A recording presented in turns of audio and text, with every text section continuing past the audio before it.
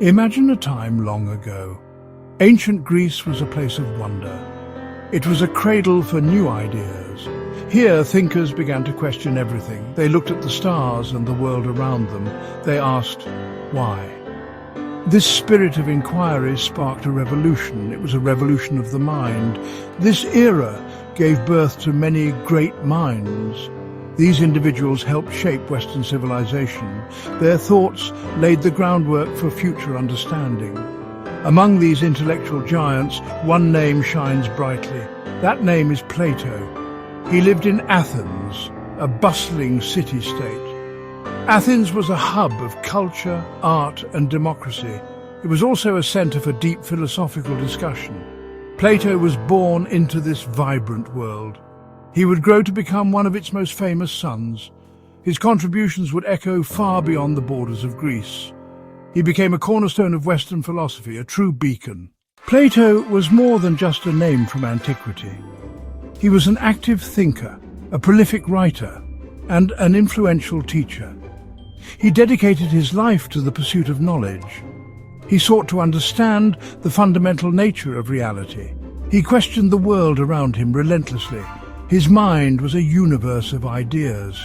He explored concepts that continue to fascinate us today. He believed in the power of reason.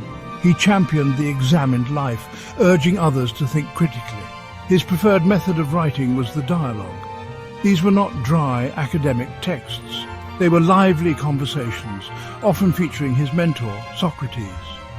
Through these dialogues, Plato explored complex philosophical problems. He presented different viewpoints. He encouraged readers to think for themselves.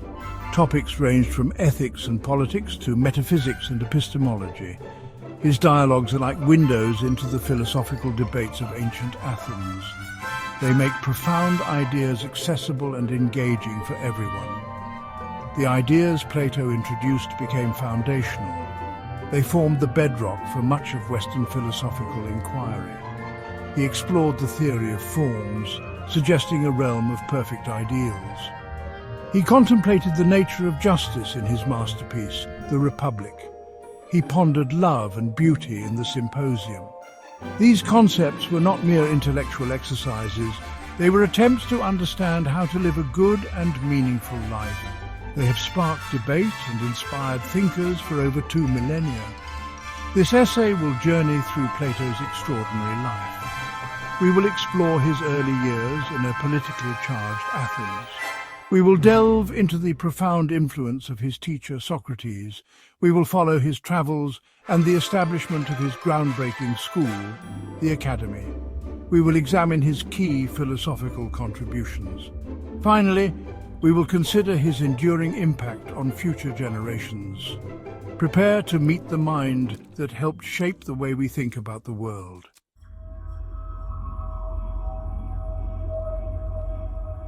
Plato entered the world around 428 or 427 BCE. This was a difficult time for his home city. Athens was deep in the Peloponnesian War. Sparta was its great rival. His birth name was likely Aristocles, after his grandfather. The name Plato, meaning broad, might have been a nickname. It could have referred to his physical build or his wide forehead. He was born an Athenian citizen. This status carried great weight in the ancient world. It meant access to certain rights and responsibilities within the city-state. His family background was truly distinguished. He belonged to the Athenian aristocracy. His father was Ariston, his mother was Perictione. Both sides of his family boasted impressive lineages. On his father's side, they traced their ancestry to Codrus. Codrus was one of the early legendary kings of Athens. On his mother's side, the lineage connected to Solon. Solon was the famous Athenian lawmaker and poet. Such a heritage meant Plato was born into a world of privilege and expectation. It provided connections and opportunities.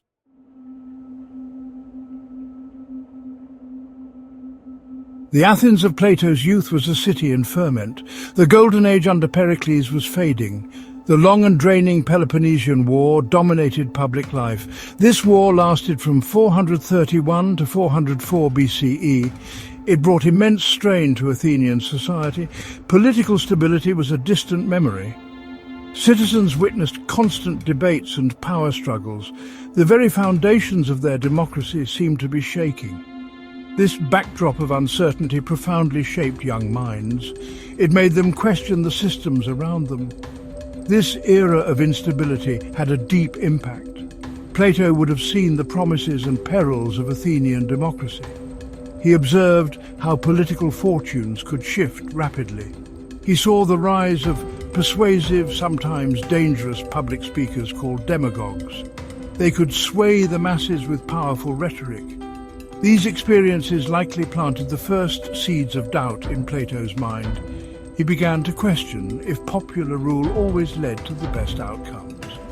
He started to ponder what true justice and good governance really meant. Several major political upheavals occurred during Plato's formative years. He would have been aware of the oligarchic revolution in 411 BCE. This event briefly overthrew the democracy. More significantly, after Athens lost the war, Sparta imposed a harsh regime. This was the rule of the 30 tyrants in 404 to 403 BCE. Some of Plato's own relatives were involved. Critias, his mother's cousin, was a leading figure among the 30. This direct link to a brutal oligarchy was surely a sobering experience for the young Plato. Such a turbulent political environment could drive a thoughtful young man in several directions. Some might be drawn into the fray of active politics. Plato, however, seems to have taken a different path. The violence, corruption, and instability he witnessed likely disillusioned him. He saw the flaws in existing political systems. This may have steered him away from a conventional political career. Instead, he turned towards philosophy. He sought deeper answers. He wanted to understand the principles of a just and stable society.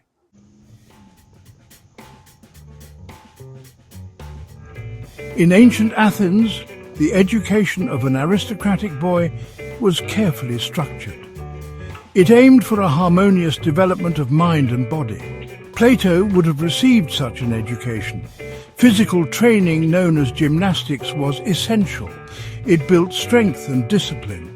Music and poetry were equally important. They were believed to cultivate the soul and moral character. Of course, he would have learned to read and write. Literacy was the key to accessing the wisdom of the past and engaging in intellectual discourse. Plato's early years were not just about physical and basic literary training. He showed early promise in the arts. Ancient sources suggest he was a talented youth. He reportedly wrote poetry, including dithyrambs and lyrical poems. Some accounts even claim he composed tragedies. Legend has it that he burned these creative works after he met Socrates. This encounter redirected his immense talents towards philosophy. The nickname Plato itself, meaning broad, might also suggest his wrestling prowess. He was likely well-rounded in these traditional pursuits. Before his fateful meeting with Socrates, Plato encountered other philosophical ideas. He is said to have studied with Cratylus. Cratylus was a follower of Heraclitus. Heraclitus was famous for his doctrine of constant flux. He believed that everything is always changing, like a river. You cannot step into the same river twice, was his famous assertion. This idea of a perpetually changing world would have been a powerful concept for a young thinker. It might have spurred Plato's search for something permanent and unchanging. He sought truths that lay beyond the shifting appearances of the sensible world. The intellectual atmosphere of Athens itself was a powerful teacher. The city was a vibrant hub of thought and debate. Sophists, teachers of rhetoric and wisdom, drew eager students.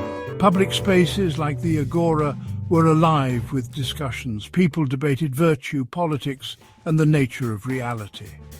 This environment of intense intellectual curiosity was the air Plato breathed. It was a fertile ground for a mind like his. It prepared him for the philosophical journey that would define his life. It set the stage for his transformative encounter with Socrates. Socrates was a unique figure in Athens. He spent his days in the agora, questioning everyone he met. Plato, then a young man, encountered Socrates. This meeting changed his life forever, setting him on the path of philosophy. Socrates' method of inquiry captivated Plato, leading him to become Socrates' most devoted student. Socrates employed a distinctive method of teaching. We now call it the Socratic method, or elenchus. He engaged in a dynamic exchange of questions, helping others give birth to their own ideas. Plato absorbed this method completely, using it masterfully in his dialogues. Socrates' teachings emphasized self-reflection and the pursuit of wisdom. Plato learned that a true philosopher never ceases to seek deeper truths.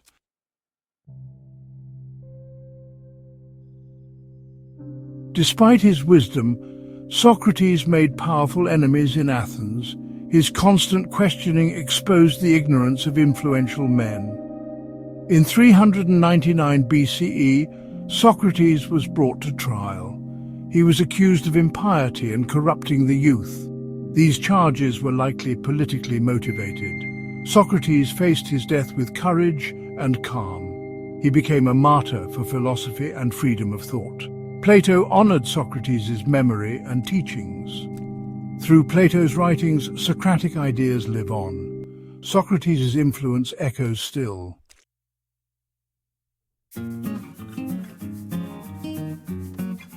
The death of Socrates in 399 BCE was a shattering blow to Plato. His beloved mentor, the wisest man he knew, had been condemned by their own city, Athens. This event left Plato profoundly disillusioned. He felt grief, anger, and perhaps even fear. The political climate in Athens was clearly unstable. Plato decided it was time to leave his homeland. He needed to step away from the turmoil. Plato's departure from Athens marked the beginning of a long period of travel and learning. He was around 28 years old. He sought to broaden his understanding of the world. He wanted to encounter different cultures and schools of thought. His first major destination was reportedly Egypt. This ancient land held a powerful allure for Greek thinkers. Egypt was seen as a cradle of civilization. It possessed a deep well of ancient knowledge. For Plato, Egypt offered a chance to learn from a culture far older than his own. He was eager to explore its mysteries. What exactly Plato learned in Egypt is not definitively recorded, but the experience likely influenced him. He would have observed their complex religious beliefs and rituals. He might have studied their mathematics and astronomy. This journey was a crucial period of absorption and reflection for the young philosopher.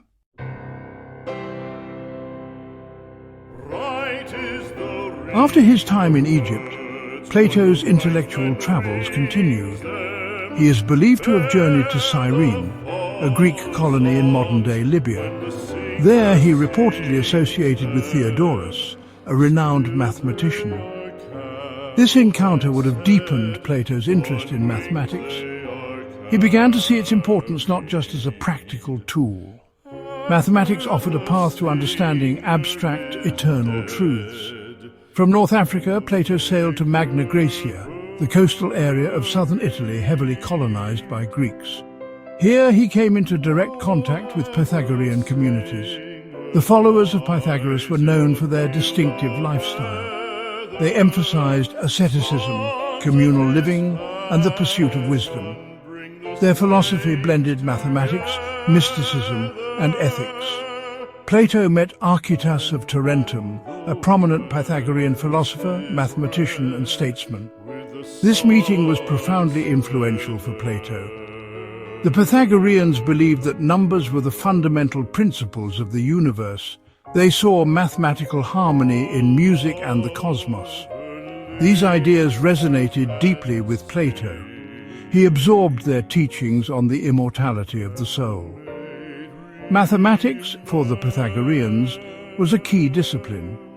It helped to purify the soul and lead it towards understanding the divine order. This emphasis on mathematics would become a cornerstone of Plato's own educational philosophy. However, this first Sicilian venture proved challenging.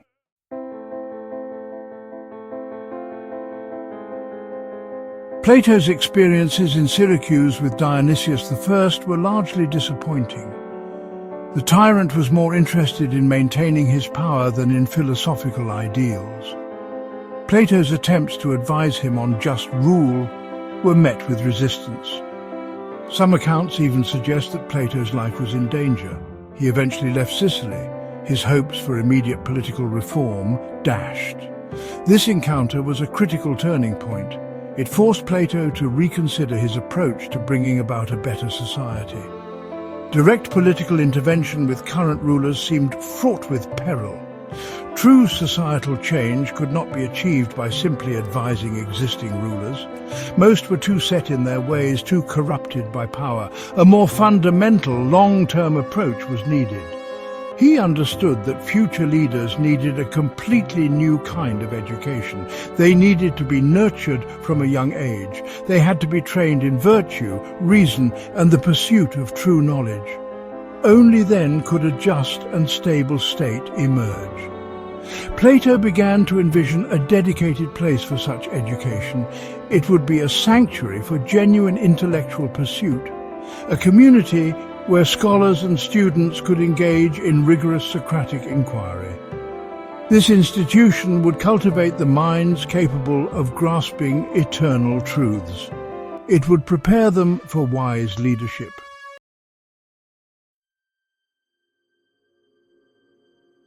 After his extensive travels, which lasted over a decade, Plato returned to Athens. This was around 387 BCE. He was now a man in his early 40s.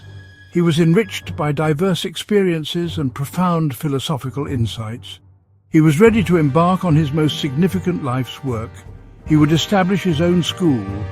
This school would embody his vision for a new kind of education. It would be a center dedicated to the pursuit of wisdom and the training of future leaders. Plato chose a specific location for his school. He purchased a plot of land on the outskirts of Athens. It was a grove, a park-like area. This land was sacred to the hero Academus or Hecademos. From this hero, the institution would derive its name, the Academy. The location was symbolic. It was slightly removed from the hustle and bustle of the city centre. This offered a peaceful environment conducive to study and contemplation. The Academy was not a school in the modern sense, with formal classes and degrees. It was more like a community of scholars, both senior and junior. They lived and worked together, engaged in shared intellectual pursuits. Plato himself presided over the Academy. He guided discussions and delivered lectures.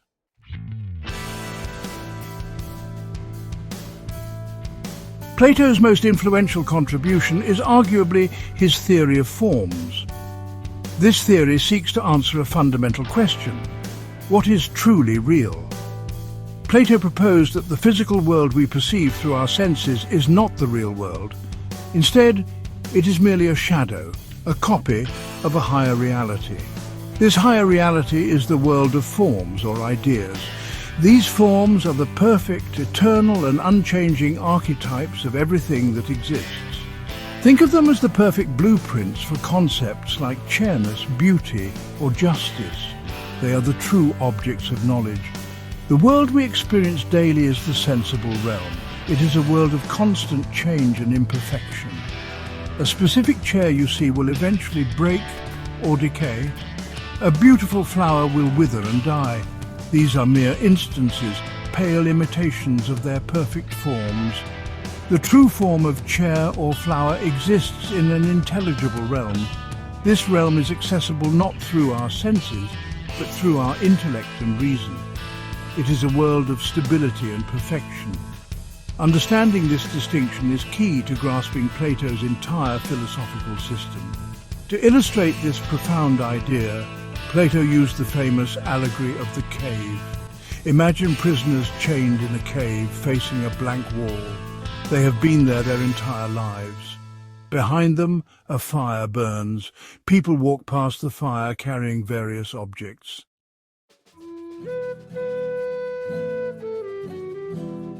Plato's dialogue, The Republic, is a profound exploration of justice. What does it mean for an individual to be just? What does a just society look like? Plato constructs an ideal state, Callipolis, as a model for understanding justice. The rulers of the ideal city must be philosopher kings.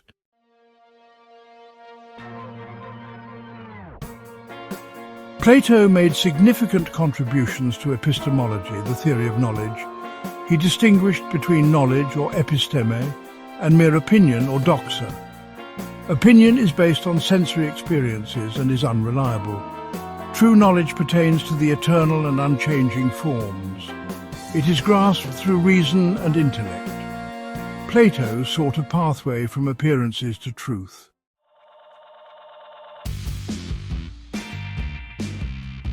Plato's ethical framework intertwines with his metaphysics and epistemology. He believed virtue is knowledge and ignorance is the root of wrongdoing. The ultimate aim is eudaimonia, a harmonious state of the soul. In the Symposium, Plato explores eros, or love, culminating in the form of beauty. The soul's immortality is central, argued in Phaedo. Plato's tripartite soul and emphasis on reason shaped Western thought, inspiring reflections on living well, loving wisely, and understanding our place in the cosmos.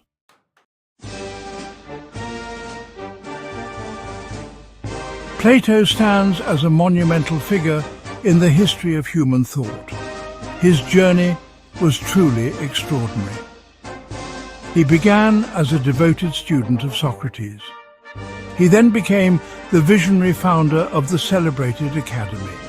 Plato dared to ask the most profound questions. He questioned the nature of existence, reality, and truth itself. His inquiries continue to echo with remarkable clarity today. His dialogues serve as timeless invitations to engage in critical thinking. Plato's vast influence extended far beyond pure philosophy. His insightful ideas significantly permeated political science and moral philosophy. The dialogues penned by Plato remain his most potent and accessible legacy. These writings are vibrant, engaging conversations. Socrates, his revered mentor, often takes the leading role in these stimulating discussions. This unique literary form made incredibly complex ideas remarkably accessible to a wider audience. Students, seasoned scholars, and curious minds from all walks of life still turn to these ancient texts. They seek wisdom, intellectual clarity, and a stimulating challenge to their own beliefs.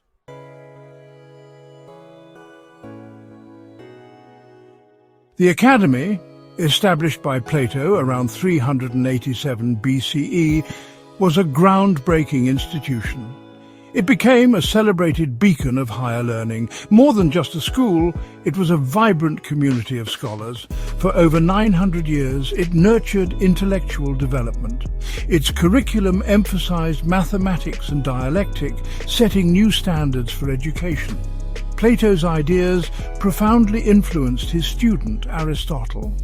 The Republic continues to provoke debate and inspire reflection. Its vision of an ideal state, Callipolis, is endlessly analyzed. Plato's ethical inquiries and the Socratic call to lead an examined life resonate through centuries. His dialogues on love, like the Symposium, explore human connection and beauty.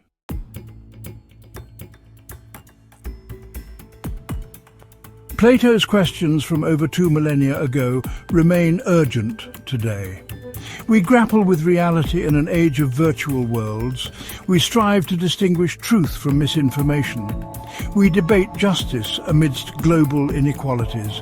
We seek meaningful lives in a rapidly changing world. Plato's critical thinking is vital today.